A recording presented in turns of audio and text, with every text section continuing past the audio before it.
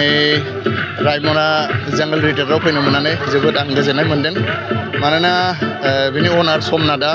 नार्जारि थ' बे आंनि एक्चुवेलि स्कुल जों ज' स्कुलाव फरायलायोमोन थ' दिनै बिनि साक्सेसखौ नुनानै आं जोबोद गोजोननाय मोनदों मानोना बे रायमना एरियायाव एक्चुवेलि रायमना माने हल क'क्राझार एरियायावनो सुइमिं पुल गैया होननानै आं मिथियो थ' दा गुबुन गुबुन जायगानिफ्राय फैनानै बेयाव इन्जय खालामनो हागोन आरो आं गासैखौबो खावलायो जे जोंनि बिटिसि हालामाव जे एसे एनै मोजां दा सुइमिं पुल होदों थ' फैदो गासैबो आरो बेयाव स्कप दं बेयाव नोंना जिप साफारिनिफ्राय लानानै बेयाव रिजर्टआबो दा गोदान मोजां दा माने दा बेयाव थानो हायो आरो आं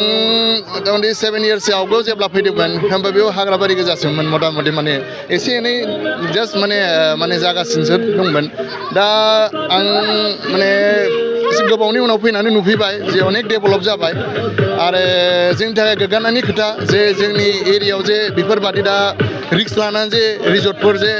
माने जागासिनो दं थ' बेनोसै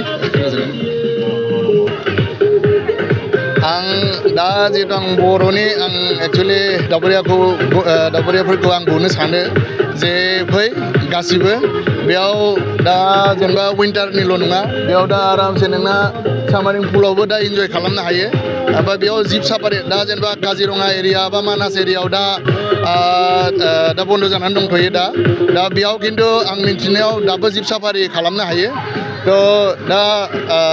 फैनानै इन्जय खालामफैदो बेनोसै